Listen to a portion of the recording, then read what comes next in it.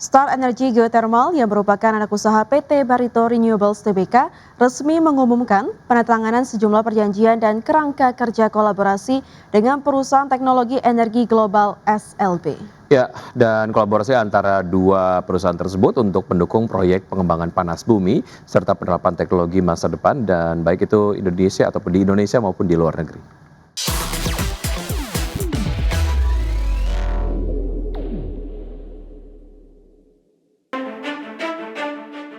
Perusahaan teknologi energi global SLB dan Star Energy Geothermal yang merupakan anak usaha PT Barito Renewables Tbk resmi mengumumkan penandatanganan sejumlah perjanjian dan kerangka kerja kolaborasi untuk mendukung proyek pengembangan panas bumi serta penerapan teknologi masa depan baik di Indonesia maupun di luar negeri.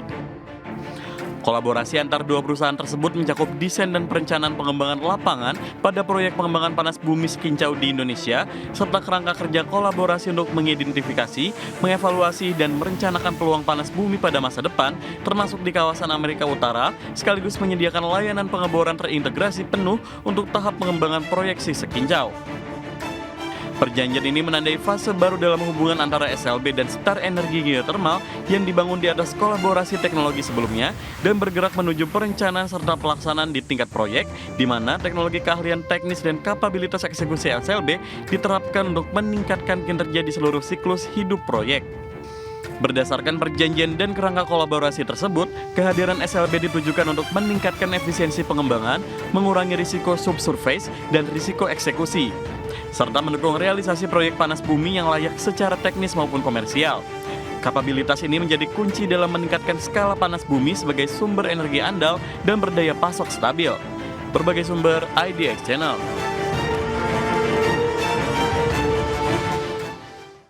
PT Sawit Sumber Mas Sarana Tbk menilai prospek industri kelapa sawit nasional tetap positif seiring meningkatnya kebutuhan minyak nabati global dan dukungan program biodiesel serta perbaikan tata kelola industri. Meski dihadapkan pada dinamika harga CPO dan tantangan global, Perseroan menilai industri sawit masih menjadi salah satu penopang penting perekonomian Indonesia.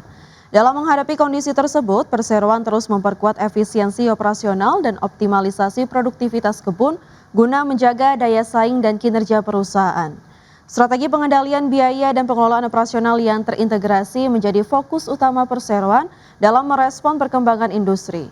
Direktur Utama PT Sawit Sumber Mas Sarana Tbk, Jap Hartono mengatakan penerapan praktik perkebunan yang bertanggung jawab serta kepatuhan terhadap regulasi menjadi landasan dalam mendorong pertumbuhan usaha yang berkelanjutan.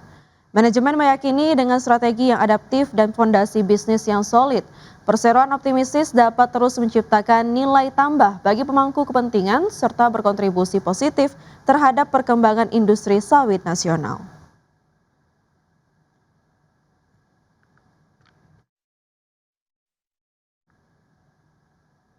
Pemirsa, laba bersih PT Astra Agro Lestari Tbk atau AALI sepanjang tahun 2025 melonjak hampir 28% secara tahunan. Ya, kenaikan ini ditopang faktor eksternal berupa naiknya harga CPO global serta faktor internal melalui peningkatan penjualan dan efisiensi biaya. PT Astra Agro Lestari Tbk mencatat laba bersih yang dapat diatribusikan kepada pemilik entitas induk sebesar 1,15 triliun rupiah pada 2025, tumbuh 27,83% dibandingkan tahun sebelumnya. Pertumbuhan laba ini sejalan dengan kenaikan pendapatan perseroan yang mencapai 28,65 triliun rupiah, naik 31,3% secara tahunan. Kontribusi terbesar masih berasal dari penjualan minyak sawit mentah atau CPO dan turunannya, yang mencapai 25,52 triliun rupiah. Dari sisi eksternal, rata-rata harga CPO CIF Rotterdam sepanjang 2025 mencapai $1.222 Amerika Serikat per ton, naik 13% dibandingkan tahun 2024. Sementara dari sisi internal, penjualan CPO dan turunannya naik 13,3%, serta penjualan kernel dan turunannya tumbuh 15,8%. Perseroan juga melakukan efisiensi biaya melalui inovasi teknologi untuk menjaga profitabilitas. Di samping itu, AALI memilih melunasi seluruh pinjaman bank jangka pendek dan panjang sehingga posisi utang menjadi nihil. Langkah ini berdampak pada penurunan cost of debt dan mendorong kenaikan laba per saham menjadi Rp764,65 per saham pada 2025. Meski total aset turun menjadi Rp27,05 triliun, total liabilitas anjlok 48,3% dan ekuitas naik 4,13%. Berbagai sumber IDX Channel.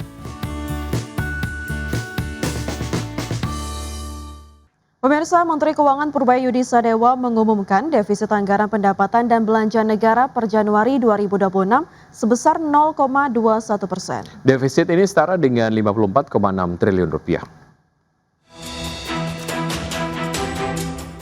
Kementerian Keuangan mencatat kinerja APBN hingga akhir Januari masih cukup positif. Pendapatan negara tercatat sebesar Rp172,7 triliun. Pendapatan negara ini ditopang dari penerimaan perpajakan sebesar Rp138,9 triliun dan PNBP sebesar Rp33,9 triliun.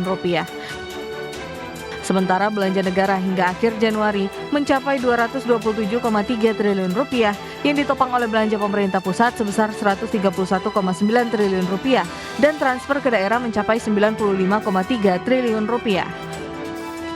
Menteri Keuangan Purbaya Yudisadewa mengungkapkan, hingga akhir Januari 2026 realisasi APBN mengalami defisit sebesar Rp54,6 triliun atau 0,21% terhadap produk domestik bruto. Purbaya menegaskan bahwa defisit APBN Januari Rp54,6 triliun tersebut masih sangat terkendali dan masih dalam koridor desain APBN 2026. Menunjukkan kinerja yang solid.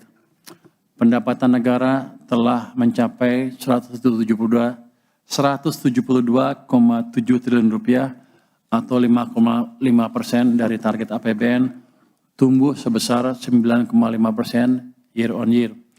Kinerja ini ditopang oleh penerimaan perpajakan yang tetap kuat, serta PNBP yang mulai menunjukkan pemulihan di luar komponen non berulang tahun lalu. Di sisi belanja negara terrealisasi sebesar Rp227,3 triliun atau 5,9% dari pagu APBN, tumbuh tinggi sebesar 25,7% year on year. Ini menunjukkan akselerasi belanja pemerintah sejak awal tahun, khususnya untuk mendukung program prioritas, menjaga daya beli, dan mendorong pertumbuhan ekonomi di triwulan pertama. Purbaya menambahkan pertumbuhan pajak pada Januari 2026 tercatat tumbuh sebesar 30,7% dibandingkan tahun lalu. Ini artinya ada perbaikan ekonomi dan perbaikan dari efisiensi pajak. Purbaya berharap capaian tersebut dapat berlanjut pada bulan-bulan berikutnya lantaran hal ini bisa menentukan akselerasi belanja pemerintah, khususnya program prioritas. Jakarta, Tim Liputan IDX Channel.